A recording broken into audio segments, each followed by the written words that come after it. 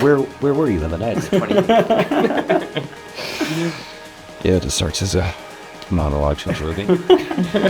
Chris HAU is a multifaceted creator hailing from Toronto, Canada. With an innate talent for storytelling and a knack for pushing creative boundaries, Chris has cemented his status as a trailblazer in the digital content creation sphere. Through his acclaimed YouTube channel and influential Instagram presence, he offers a treasure trove of expertise in photography, videography, and filmmaking, captivating audiences with his engaging short films, tutorials, courses, behind-the-scenes insights, and expert gear reviews. Chris's portfolio boasts collaborations with industry titans such as Mercedes-Benz, Adobe, Lumix, and Fujifilm, just to name a few. With an unwavering dedication to his craft and a relentless pursuit of excellence, Chris HAU continues to captivate and inspire audiences worldwide with his unparalleled creativity and passion for visual storytelling. If Chris isn't at home, he's traveling to some of the most remote places in the world, capturing photos and videos and bringing them home to share with you. This is Creator Convo with Chris HAU.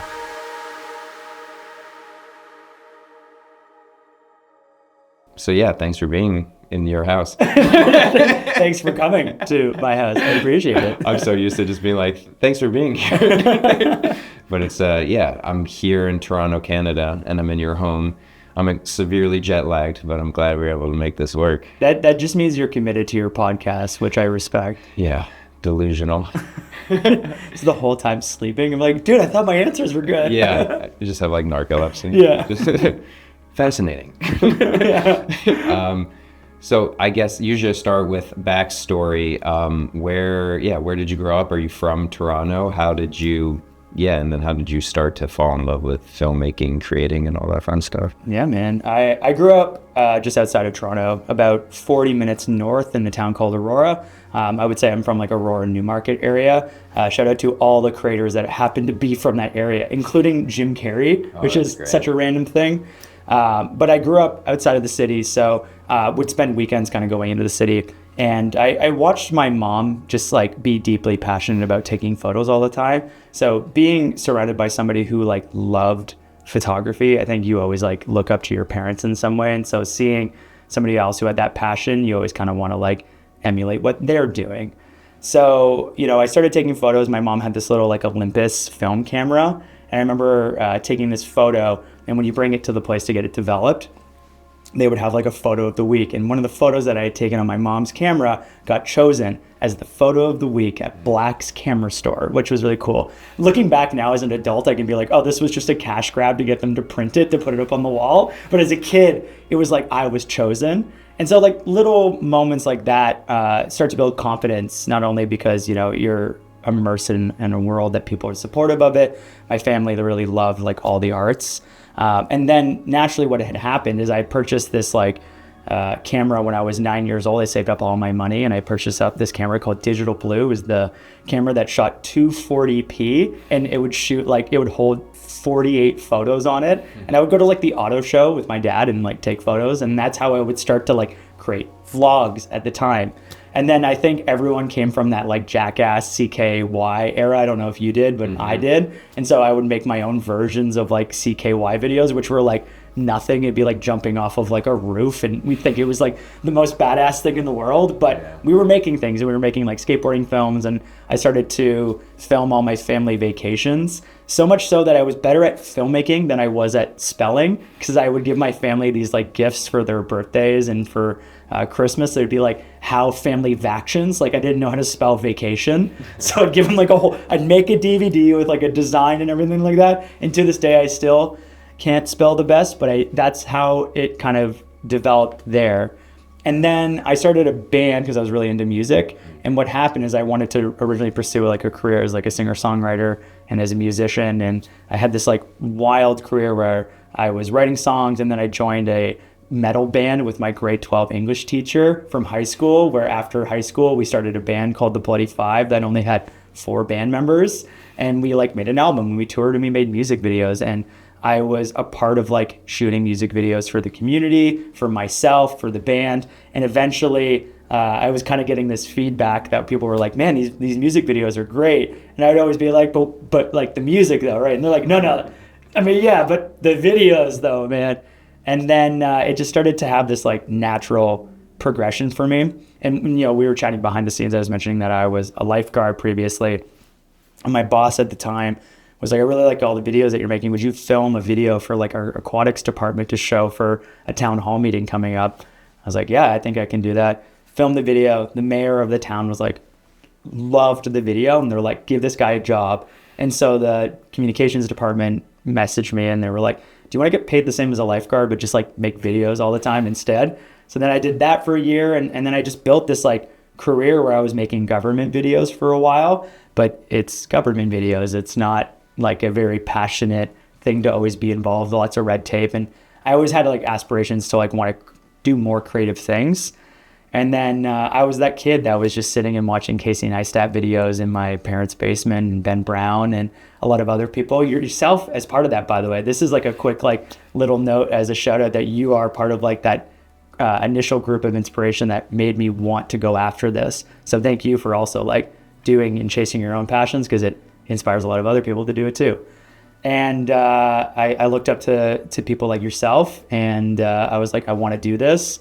And I think I just had the right confidence and the right network, and I was able to kind of just decide. I was like, I want to do YouTube, and went all in, and now this is life, and we're sitting in this office here in Toronto together. Wow, that's great. All right, well, that's it, folks. Dude, that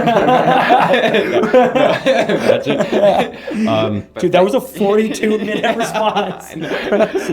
No, it's just like your whole life story. That's my life. Yeah. No, but thank you for the compliment. That's super cool. I find a lot of similarities in that too. I got into it in high school, and I love skateboarding and doing skateboarding videos, and obviously love Jackass and all of that stuff. But my teachers, I would like make highlight tapes for the basketball team, and just any way to kind of make videos. And even my homework assignments, it was like PowerPoint presentation, or write a paper, or make a video. And I was always making a video. Always make the video, right? Yeah, so my spelling wasn't great, nothing else. But it's like I can figure out how to put it into a video form. But it's super cool. I mean, you touched on it about watching other people on YouTube like Casey Neistat and seeing that it could be a viable option to be a career.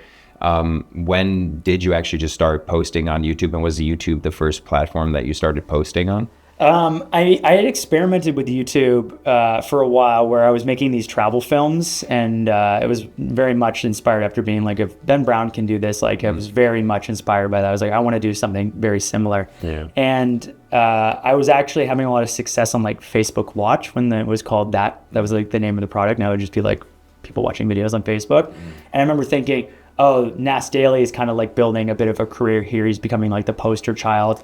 Why don't I try to become like, somebody in the travel space, but on Facebook Watch, because maybe YouTube is dying. Maybe YouTube's old news.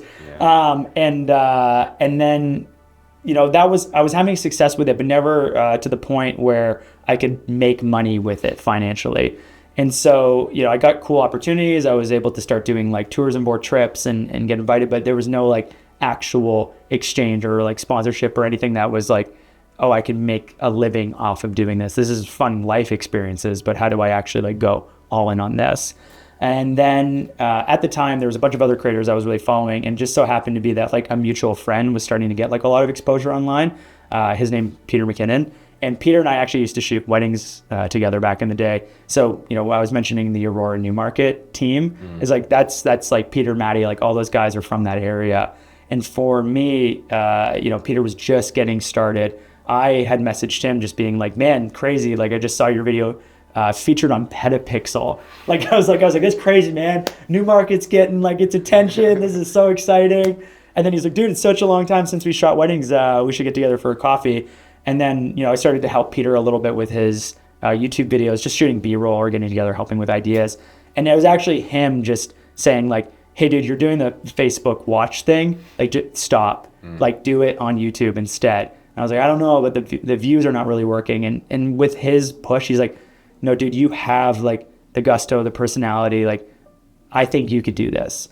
And I think at the time, like I'm very much like vocal about, like I had a pretty big ego at that stage in my life. And so I was more blinded by my ego in the sense of like, of course I can do it. Why wouldn't? And that's like a really nice place to be in, because you just blindly believe you can do it no matter what. Unfortunately, it can have like opposite repercussions for other people, because, you know, maybe you hurt them in the process. But going back to that, it's like, I just was like, I can do this. And here's someone else who also believes in me. So not only having like support from my family, people in the community who were also doing it, and just being around a really supportive community and niche, I just went all in on that. I was like, you know, I spent 7 months thinking about, should I do YouTube?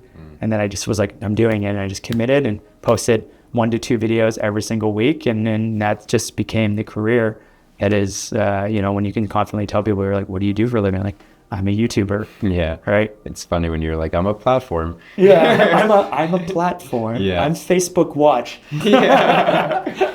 No, but it's interesting. Even it made me think of kind of the delusions of grandeur, and even the older I get, the more I kind of self-reflect too. And it's in a weird way, you have to be kind of narcissistic to be like, I'm focusing on myself. I'm gonna focus on this passion that I have. And now when I self-reflect, and luckily I'm reconnecting with a lot of people in my past, but I'll like look back at it and be like, man, I was just kind of an asshole, just focusing on myself or what have. So now I'm trying to be a little more conscious, just to make sure my interactions feel equal, or I'm like trying to give people enough time and energy and attention.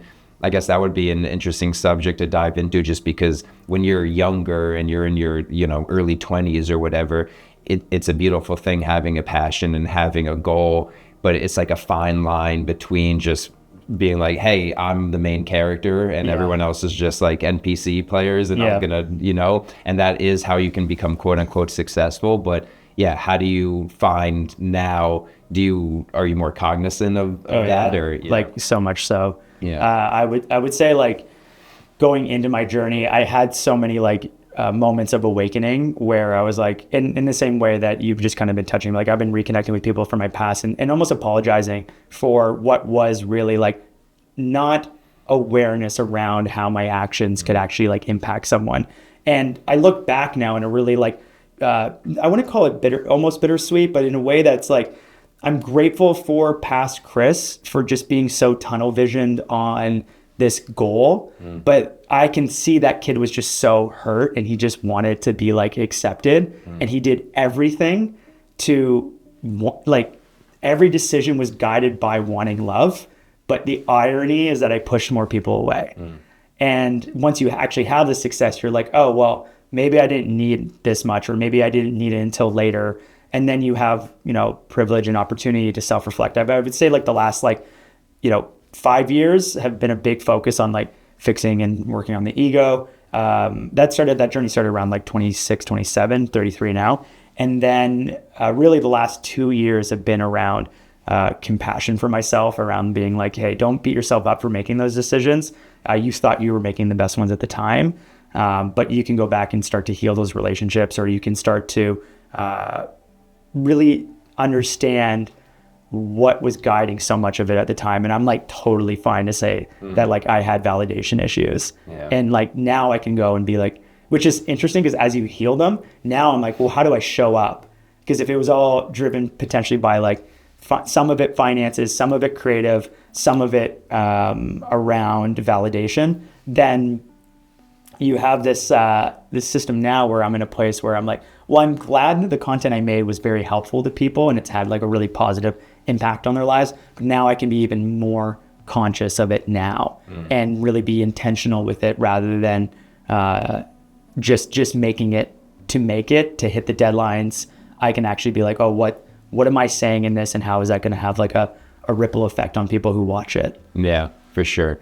And yeah, it's super interesting just because we're all doing the best that we can at the current moment. Yeah. So it's, you know, having patience and forgiveness is all there really is. And that's why I try not to be too hard on myself, and then also just too hard on, it's funny, like bumping into, because there's always going to be new waves of creators and creatives. And so I interact a lot with like younger 20-year-olds and stuff like that. And I'm in my head, I'm like, oh, they're just so into themselves. Then I self-reflect and go, so was I. Like I was the exact same way. But I mean, it's nice having a passion and a goal. And also just like, it's a cheesy quote, but teamwork makes the dream work. I just wish that, because even in the time you were talking about, 2016 through 18 or whatever, it did feel like, you know, maybe you had a crew here in Toronto that you guys were all able to do stuff with. And for me in LA, or you bump into different people and you wanting to collaborate, how important would you say the collaboration process is? And even for younger people that are coming up, just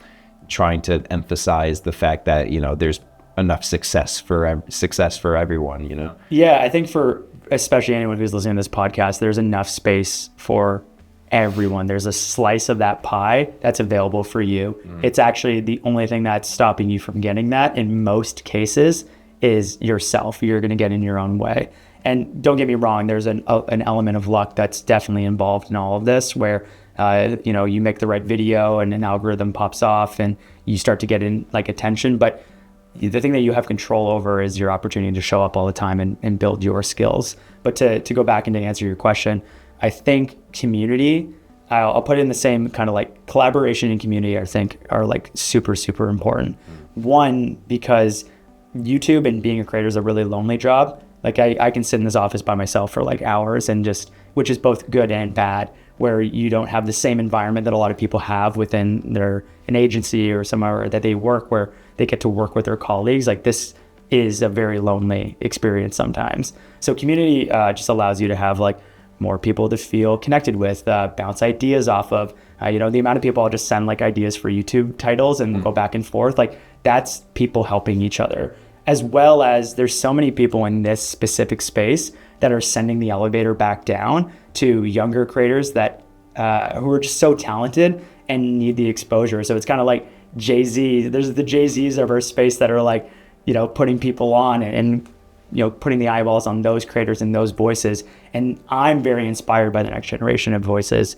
And so, you know, to tie it all up in like a nice knot, it's like collaboration is so important, because the yes and mentality means that you can make a better product than just something that's in your own little like isolated vision. Yeah, 100%. And it's at the end of the day, you want to, you know, the goal is to be able to share experiences with people, and then also to have people to support you and around it. You don't want to be lonely. You're like, I can do it myself. I want to do it. I want to prove it to myself. It's at the end of the day, the goal should be to be able to experience it with people and have. It's funny too, because there's such a combination of the skill, like you're saying. Obviously, the more you practice it and the more passion you have for it, the more you want to learn it. And obviously, the craft that we're in is very technologically based. So how often are you trying to just learn new techniques with filmmaking, or just new settings or new camera gears? Do you consider yourself a nerd when it comes to that, and how important do you think that is in the ability to continue to grow and be the best at this craft? Yeah, I mean, it really depends on what you value. There was a time in my life where I really valued the technical skill set. So I would be the person that if you brought the camera out, it'd be like, oh, 422 color, they just moved out to the 10-bit, like good choice. You know, if you do a stopover on S-Log, like I can still be involved and think about those things now. They are less important to me, and more of my focus is on the storytelling, what's actually going to be like featured on camera, because I think more and more people in our space, especially like in my niche on YouTube, like everyone loves to talk about gear. And like low key, it's fine. I like talking about gear too. It's fun, but I don't put the same emphasis on it that I used to in the past. What I think is important are certain elements that could separate you. So if you went all in on a certain skill set, like one of the first videos I remember ever watching from you is like your hyperlapse tutorial. Like that is a skill that allowed your content to stand out and look different. So if you learn that adds value to not only like your ability to be hired, but your ability to just kind of get noticed. And so it's like paying attention to trends, understanding some elements of the skill set. But once you understand the basics of like, here's how I expose, here's how I do like good camera movement.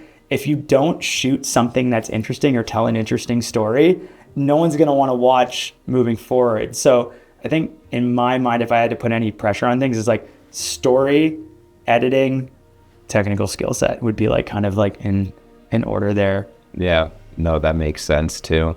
I'm the same way. When I'm not shooting, I'm trying to learn stuff about editing, and when I'm not editing, I try to learn stuff about, lighting, and I find I'm always just trying to learn, color grading, and trying to figure out just a way to continue to grow, or it's like an obsessive mentality just because it's fun too. It's nice to still be a student and have some element of like a humbleness around being like, oh, there's so many people that are better than me, and I'm not intimidated by it. I'm very much inspired by it, where I'm like, I want to know how to color grade like that. Like, I want my videos to have this like aesthetic quality that I still haven't been able to achieve. But I can also look on the flip side and be like, well, I've also put a lot of time into other things, and I've worked the muscle groups of like marketing or consistency or building teams and networks. And, a big thing is like, I can look at the kid who started YouTube and watch that video and be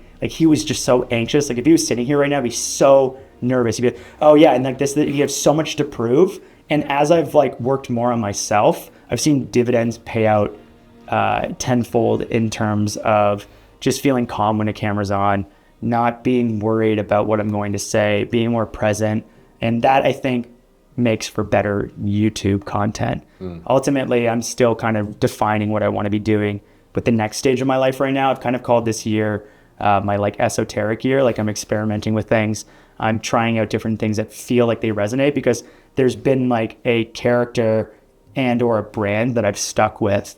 And I think I'm okay with changing that up now, because if I just stay in that safe zone, I just don't think the years will stand out or feel meaningful to me in the same way if I'm just like finding who my voice is. And I think as I pull back the layers of insecurity, more of that person is coming out. Yeah. And how do you find the process of getting to know your voice? Because I feel like that's universal, whether you're just starting out or even if you're in a phase of growing and changing. I feel like you're always just like, who am I now, or what is my voice now? So are there recharge tools that you do? Or are you consuming different forms of art to become inspired? Or how do you find that process of like, oh, this is my voice, or this is what I want to say? Yeah, I think for me, I try to pay attention to what resonates when I'm watching or consuming any type of art. So if I'm watching a movie and, I just went and saw the one of the most recent Quiet Place that just came out. And there's like one scene where there's like an upside down shot. I was just so inspired by the idea of being like, oh yeah, flip the camera around. Like that pinged for me. Okay, so what pings when you listen to something and watch something? So I could be listening to like, one of my favorite artists is like John Bellion, and John will have like these like really deep lyrics in a song, and I'll like just stop and be like, this is like so powerful. And the same with audiobooks. I think you will know, because you can see and you can pay, like, let's say if you just pulled out like a book from the library, people will be highlighting certain sections, and like that could be a distraction because you're going, oh, that's what other people think is important. But if you actually just like pay attention to what resonates with you, that's how I think your voice starts to develop, because you're not picking what other people like. And I think that kind of ties into like the bigger message of being like, I think I create it so often for other people. And I think for me, it's really like trying to hone in on what makes the most sense for me. And a lot of that is just being like, what isn't me and what I am now? And why don't we like take that off and get it to its simplest form? And that's going to be more of like Chris HAU's voice. Yeah, well, that's useful, rather than starting with a blank palette and being like, who am I? Yeah. You can start to just strip, okay, I know I don't like this, or this doesn't feel like me. An interesting thing that my girlfriend and I have been chatting about recently is we were listening to The Creative Act with Rick Rubin, and Rick was talking about this mentality of artists will always want to add more to a song, but rarely do we ever have this mentality of taking away from a song. And for us, we've been really like working on designing the house and dialing in. And it was the first time that we were like, oh, everyone has this mentality of what do I add to this space to make it feel complete? Actually, what do you take away from the space to make it feel complete? And I think the same mentality can go within like your own personality, because you can have all these interests and all these things, but like, wait a second, what if I like take stuff away and just leave what's important? Maybe that's actually just like the voice we've been trying to like search for the entire time. Yeah, get to the essence. Yeah. It's funny, I've been watching the new season of The Bear on the flight over. Nice. It's, based on a chef, and the whole thing was he was making these recipes, and the master chef or whatever was like, take more ingredients off. He's like, you're doing too much, and by the end of the dish, it's just 1-2 little things, and it's like, it's just get it to its essence. And yeah, I mean, that's a great metaphor. It's just interesting because I always have this kind of reflection of the left and right brain, where it's where you're being the creative side versus the more technical, more pragmatic side. But also similarly in our line of work, we're just considering it work and trying to, the creative side and like the business side. How do you find, are you always trying to think of ways of, hey, this is me creatively, and then this is also how I can sustain and have an income, or I find it's difficult to kind of, or it can be for a lot of people, to juggle the two of, hey, I know, art and commerce, and so how do you take the time, or where do you put the focus to allow yourself to have the healthy it's funny, as you were saying this, there's so many things that like came up to my mind, and I wanted to still just be present as you were talking. It was interesting because I came from a family of like a bunch of entrepreneurs, and my grandfather owned a German travel company with my grandmother, and they would take German Canadians around the world for like the last like 30 years of their life. And my grandmother always said like my grandfather lived the life of like a 200-year-old and someone who passed away at 64. And I was always like, that's so powerful, because they found something that they loved and was able to like make a living off of it. And so I think I was really wildly inspired by this. And I mean, there's so many different facets to it when it comes to like, what is pressure and expectation, as well as like, what is inspiration, and what is like legacy, and like, what do you want to follow? But I had this like really interesting skill set where I could pretty much make money off of like everything that I loved in life. So much so to like, I was doing the bar gigs as a musician and flogging my records afterwards. And then I would go on the weekends and teach wake surfing lessons, because I was doing wake surfing semi-professionally, and I go to competitions, and I found a way to make money at everything that I loved. But at the same time, then I just didn't have something that I loved. It was like everything in my life was work. And so I never had like an outlet to like recharge. And then I would say I really started to identify with just being a business person in the creative space. So, it was interesting, like even going back to being a musician and singer-songwriter, because you were talking about like creativity and then the technical side of things. I just want to touch on that for a second, because sometimes I look back and I was like a better songwriter, but I was like recording in like Music Maker on my like PC and attaching like a microphone that I had that was like $10 inside the guitar that just created its own tone. And I was making music that was like sonically better, but way more basic and less creative. And it's so interesting that when you put all this like time in studying the technical, you start to spend less time like actually being creative. And then now I'm in a phase in my life where I've gone so far in the technical, I'm swaying the pendulum back into like creativity. Like I just want things to be fun and have an essence and feel good and be different and finding things that like stick out or resonate for me.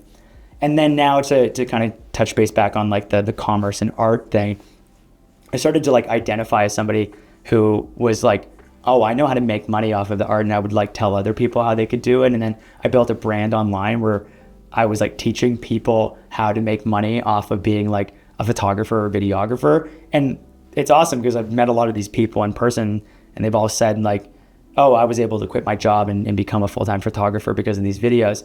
And so all of a sudden I like this like identity became a thing. But now in the last 2 years, I've like moved, not like there's not like an abrasion to it, but there's this sense of being like, I just want to be like a person that's playing and having fun with like their art again. And that's what I miss. So maybe things like ebb and flow.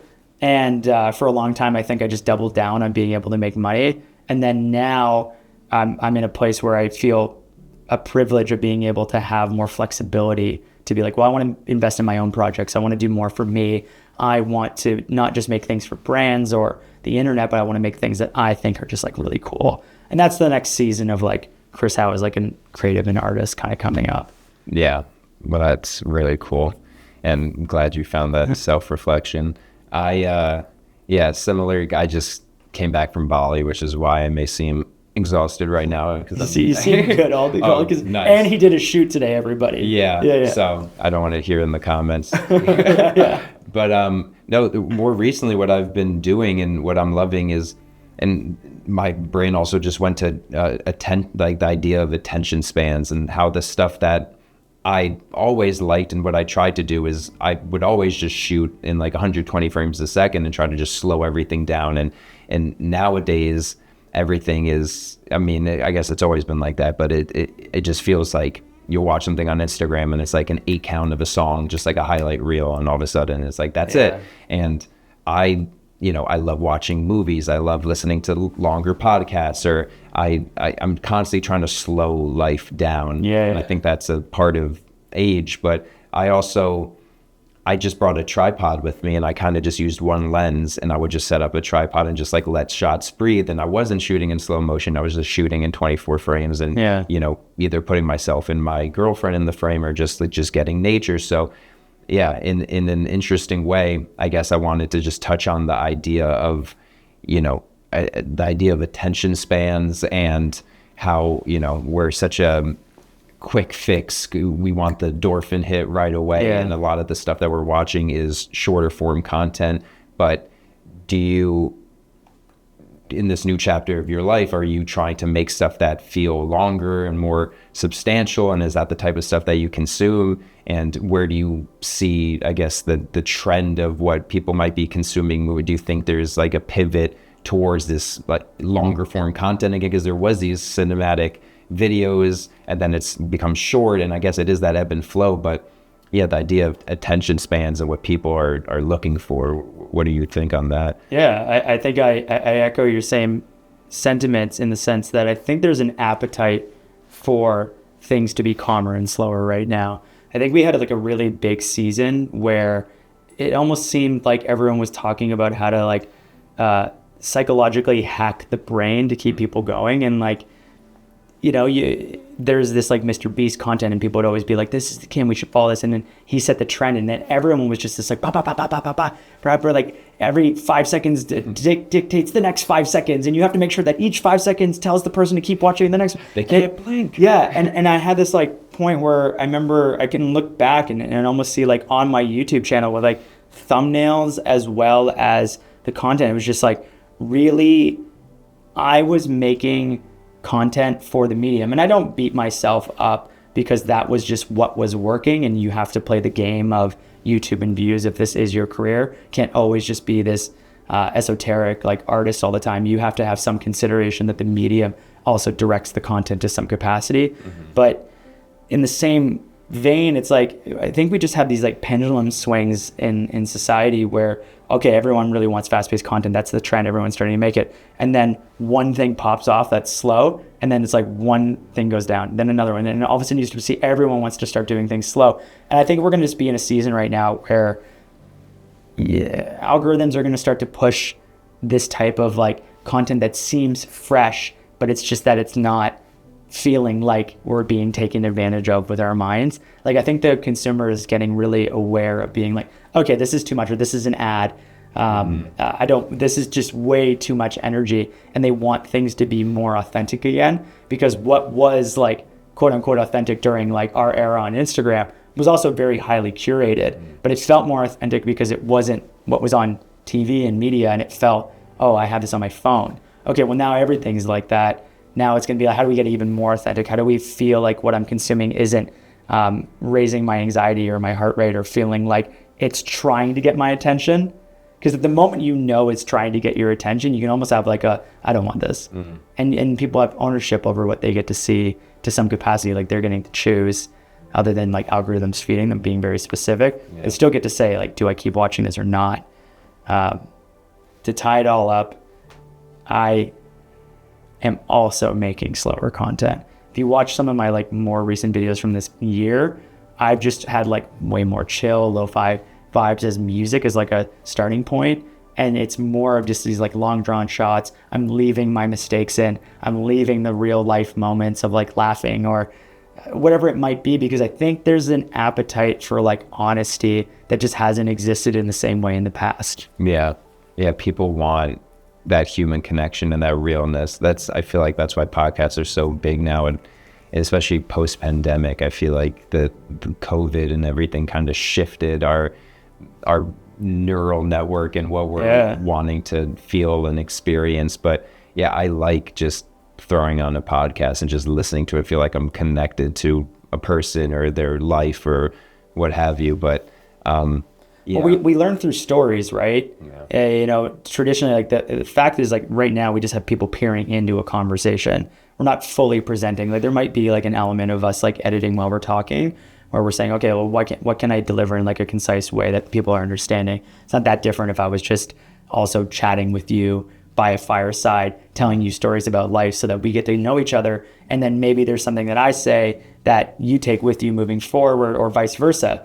And I think, when we just break things down to its core, this is like the essence of like human connection. And we find a chance to peer in or feel connected to the people that we're talking to, because we get to know them through a longer environment. I think that's why YouTube always had a lot more like success, because a few times we're like 4 to 5 minutes. Someone spends 4 to 5 minutes with you versus on Instagram, they're spending like 10 seconds with you. So how much of a connection can you really build if you're not getting legitimately like face-to-face time?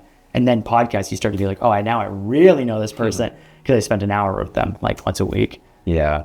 I also find how trends are kind of cyclical. And it's funny, the older you get, I'm now seeing, obviously everyone is going to these formats, which are, trying to make stuff look like it was shot on 16 millimeter or 8 millimeter, or shooting on VHS cameras or mini DV, which is, the technology that was only available to us when we were growing up. And now I see 20-year-olds, shooting Coachella with like these mini DVs or music videos that are purposely looking like they were from the 90s. And it's just, I think the sense of nostalgia I think that's what everyone's always seeking. You know what I mean?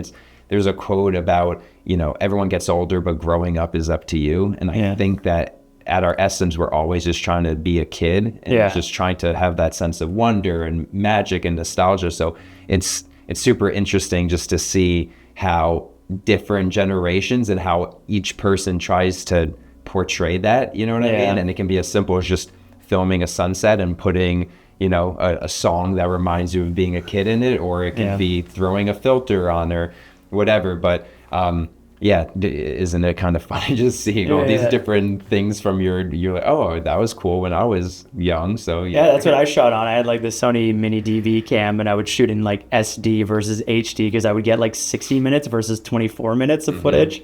And then and it's just interesting too, because there's this one band, and they wrote a song. They were like a punk rock band, and they called it like New Noise. And I think the essence of that song is that we all crave new noise, in the same way that we all crave new visuals too. So everyone has a fear of trying to be like a trendsetter, of being like, well, I want to shoot something that looks and feels very different. But you get the one person that shoots that nostalgia, it does well, and then you have a bunch of people that want to like ride the success of this trend and build their followers or their accounts or their careers, which, no hate to them. Like I've done the same thing. I still do the same thing every now and then, but I try to be more purposeful in it. And it's also tied into nostalgia, as well as the psychology of how you can't alter tape. So now for sure that this is like, it feels more authentic and real than if it was.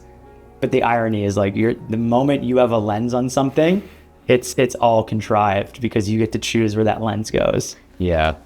I just constantly think of the Truman Show and how we've kind of the Jim Carrey. Yeah, it's a great film. It's one of my favorites. Yeah, he was doing a good Jim Carrey impression before. Maybe we'll end it with his little monologue. But no, just that whole concept, I feel like was ahead of its time. Just the whole notion of someone's life being documented 24/7 and just society trying to watch it. And then obviously, the Kardashians became huge, and reality TV is massive, and obviously there's some facade to that because it's scripted and whatnot, but I think at the essence again is just wanting to feel like we're part of people's lives and that we're connected to each other's life, which is the beauty of social media. And I want your take on how you consume actively and mindfully also, because I'm guilty of doom scrolling, or even just comparing myself to other people when I am scrolling and wondering why this person is getting to do this, even though I know, like, cognitive dissonance in my head that, oh, okay, they're showing their highlights. This isn't what their entire life is, and there's plenty of success to go around. How do you, what are your constant reminders of just, hey, I'm doing okay.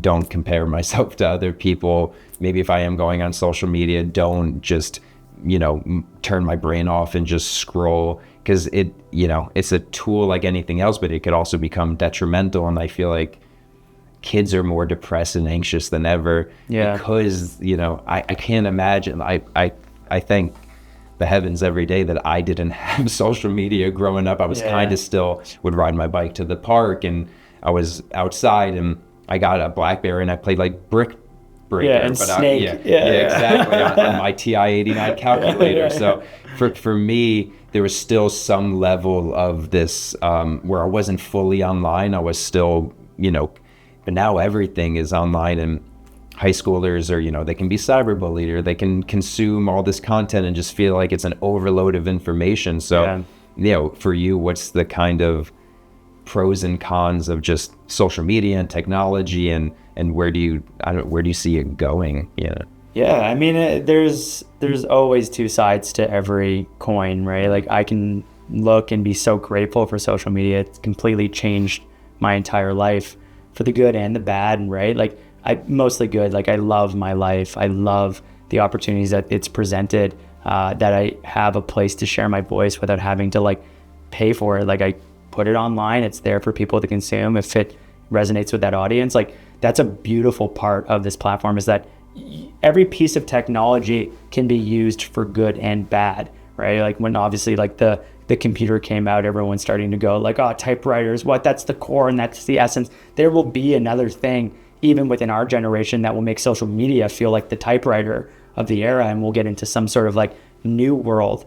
We're not there yet. I think that's where it's going to go. It might look like these like curated spaces within AI and being connected through like Apple Vision or whatever it might be. Again, good and bad. You can use that technology for really great things, and then in the wrong hands and in the wrong mindset with the people who just will like hack the shit out of that to like take advantage for marketing purposes or life purposes, like that. There are people for that. And then there's the ability to spread really important messages and news, and we live in this information era where you have access to anything that you want to know. Like, in this moment right now, you'd be like, where's the best place to get a taco within like 500 meters? And like, you have access to that information like no other time in history. And then you can go on TikTok and watch everyone's review on that too. So there's like good and bad, because it helps you to make better decisions. It helps you to connect with people. Like, I can message my family, and then they can have a little peer in my life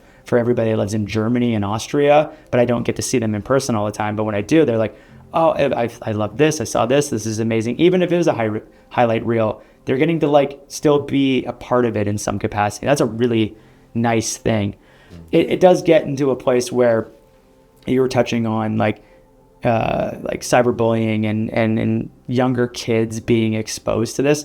It's tough, because I think if I was to have a child, I'd be worried about them being exposed to certain elements of social media really young, because their mind isn't developed yet. I think about what I took, like, let's say like in my teenage years, I had like rejection through like women just when I was like going on dates. And then I can take that so personally. As an adult, I can look back and just be like, oh, it just happened. It wasn't about you. They were just making a decision. But think about all the interactions that you might have that you could just like take personally, or start to define as your character or who you are. That's the thing that gets really scary. And then that sticks with you for life. And it can dictate so much of your decision making moving forward if you feel like you're less than, or you don't feel like you're accepted, if you don't feel like you're part of your tribe, if you don't feel like you're part of your group because one person just wrote a social media emoji and you just interpreted it wrong.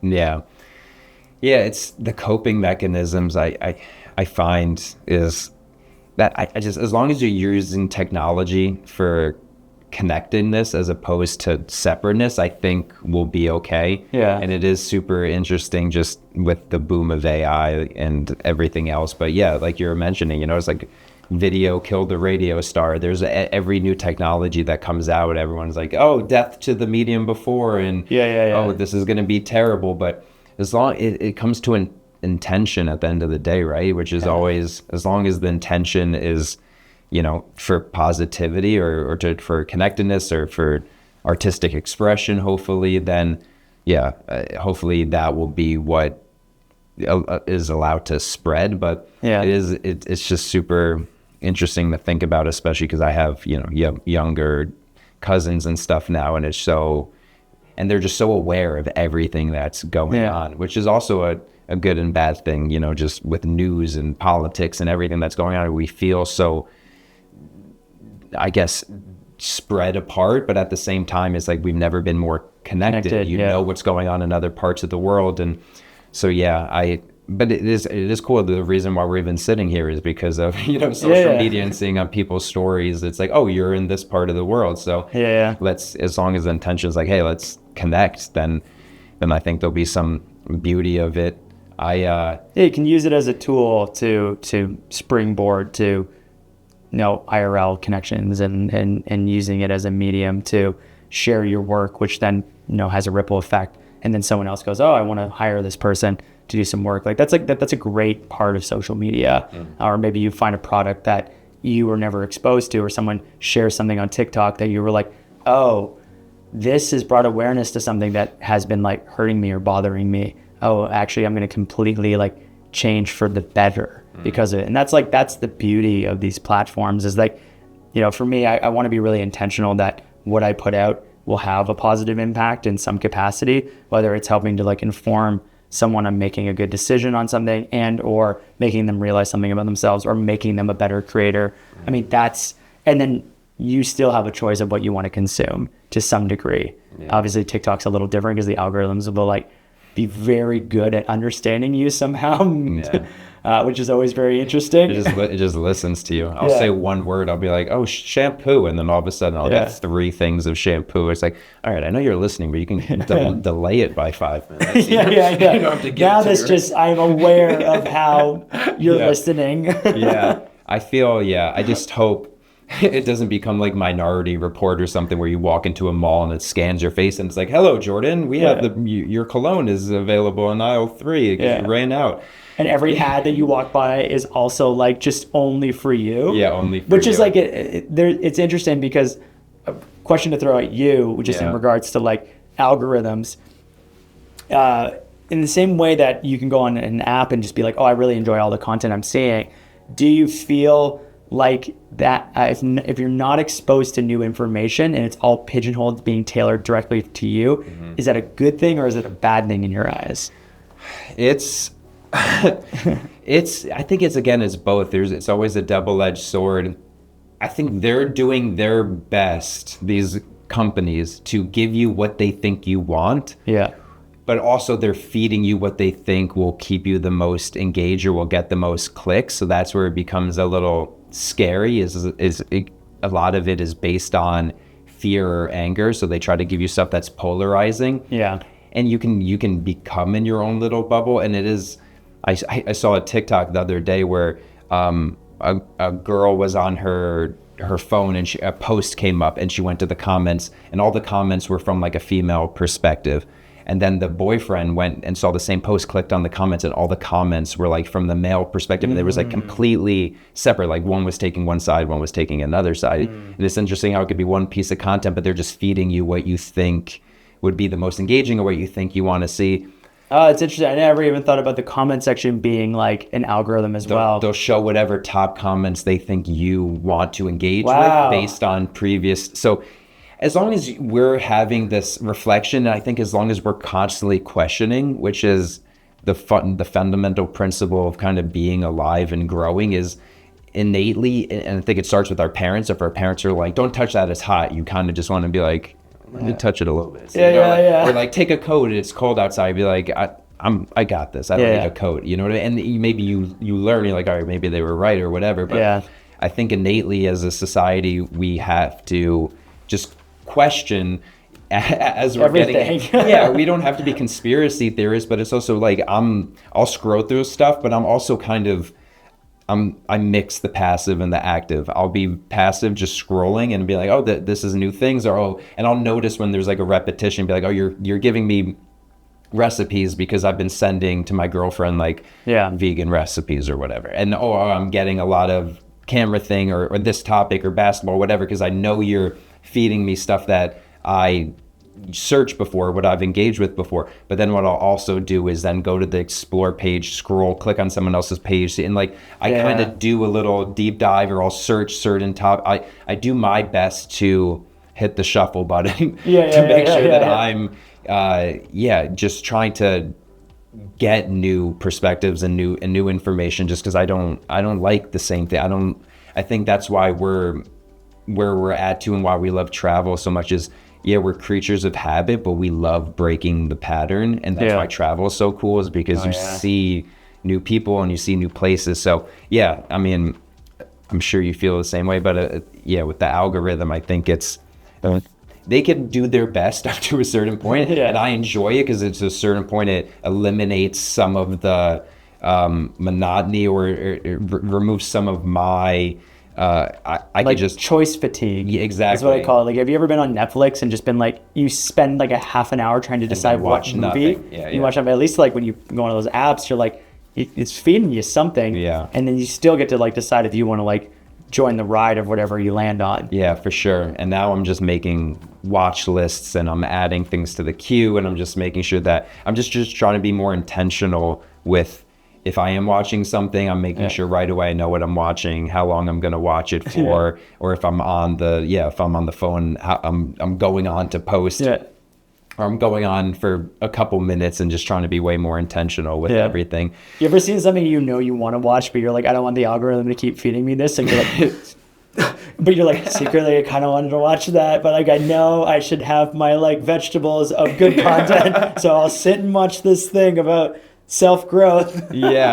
Sometimes I'll watch like a police car chase or something for like 4 minutes. I'm like, what am I doing right now? Or I'll just hold down and be like, not interested or whatever. But I there will always be, I don't know why my brain's going here, but it reminds me of just like the difference between like choice and free will, which is, I feel like, a theme in a lot of movies too. And I'm always thinking of that. It's like, what part of life do you think is fate, and what part of life do you think is free will? And I like to think we're somewhere in the middle. It's like that. There was a computer game growing up where it's preloaded, but then you'll reach a door, and based on like which door you choose, it loads a new template or whatever. So I'm constantly just thinking, like, is every decision that I'm making just already been predetermined, and is that how it's gonna be, or is it going to be that, based on every decision that I'm making, I'm creating new, options and my only like add on to that, which is like something that's interesting, is I think a lot of like the experiences where we experience the most tension and or conflict, or like they just seem to like keep coming up. It just means that like the world is trying to tell you like something you just need to be working on. And if you can like take yourself out of it and just be like, oh, maybe I'm actually like the problem, I'm the one that's involved, and I just need to learn this lesson, a lot more of your life starts to free up and just become a lot like simpler and nicer.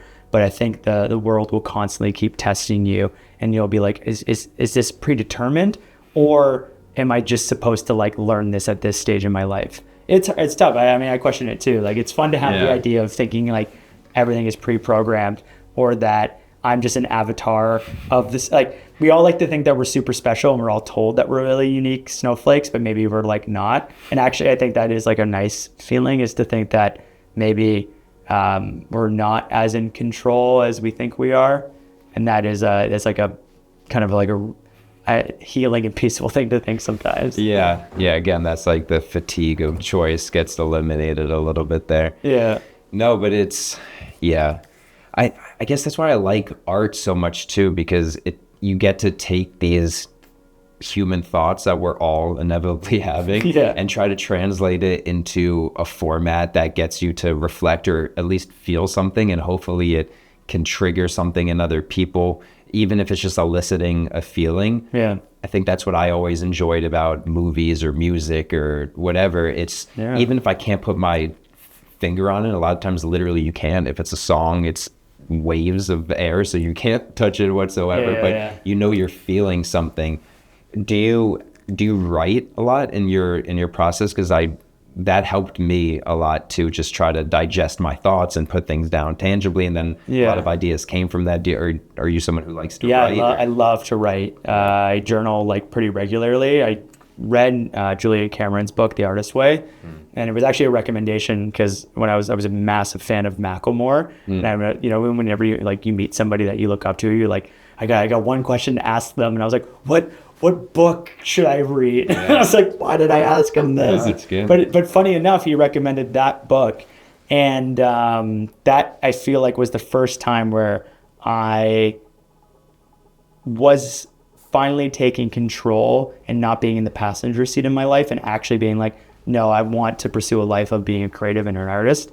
But to tie this all together, that book talks a lot about how you just write 3 pages of like anything, and like it could literally just start with being like, I have no idea what to write, and then just let whatever come out on the page. And that's when you start to learn about yourself, what messages resonate. And I love like the Notes app just on Apple. Like I have so many notes of like quotes or ideas, or I just need to like have something to express. And actually my favorite part about Instagram right now is almost using it as like a vehicle for a journal where I can share what I want, because I've realized that it's obvious, but it didn't land for a long time in my life. Like your words have so much power and so much meaning.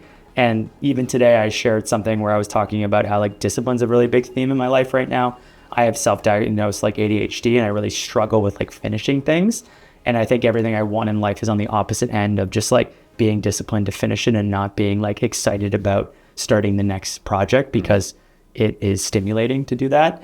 And it's wild how like I'll just share those words and they'll have like a ripple effect, and I'll have like 100 people message me being like, I feel the same way. What you did like helped me like wake up to maybe my own patterns today. I've never felt so seen or heard. And like that can be, and I'm not trying to talk about myself, I'm just trying to express how like writing both in like a public form and a private form is so helpful as an artist. For sure. Ed Sheeran actually said something about songwriting and just writing in general. It's like turning on a faucet, and at first it'll be like that. If you haven't turned it on in a while, you'll get that brown water. It's like, It's like, but you need to just let it run. And that's for me and for him, what writing is. It's like you got to let all of that water run. Yeah. And then eventually you'll get a solid stream, and it'll be clear water, and then those concise thoughts will start to be there. But I guess that's a good segue into how I like to close things, is just what advice do you have for upcoming creators, and what advice would you have given yourself if you can go back to say a 19-year-old Chris? For a big theme as I'm like discovering myself is like, I think everyone thinks that they need to watch other people and emulate what they're doing in order to have success, because there's fear in actually like expressing who you fully are in like a public forum, because you're always going to be worried about like rejection in some capacity. I think what you don't realize in this moment as you're starting your journey is you already have your voice figured out, but you're probably going to try to like take on everybody else's voice until you realize that you've always had it in the first place. And with success, I like to imagine your life as like a candle, and so many times like you can either like share your candle and like light other people's candles, or you can be the person that like blows out other people's candles to make your candle brighter. It's like be the person that is the spreader of light. I think that's like going to have more ripples and impacts moving forward. And I think if I had advice for myself, it's like, it sounds so funny, but all I would tell is like that kid is like, you're loved, and like it's okay. You don't have to prove so much to everybody. Like you'll be fine. Which is beautiful words, and some oftentimes hard for people to fully understand. But yeah, well, that's a good way to end it. And for anyone listening, a candle doesn't lose its flame by lighting another candle. Go light some candles. I'm gonna get some sleep. He's like, oh, these candles, it's so bright in here. Can't sleep. It's just hard cuts to be in the bath with just like candles around with the eucalyptus. Yeah. Jordan! Yeah. How did you lock the door? All righty then. Well, thank you so much. Yeah, man. Yeah, Thank you. absolute pleasure. I guess that's it. Nice, man. That was. It's fun to get like lost in the world of just committed time of just talking. I know. It's cool. It's super nice. I don't even know how long that was, but it felt like an hour.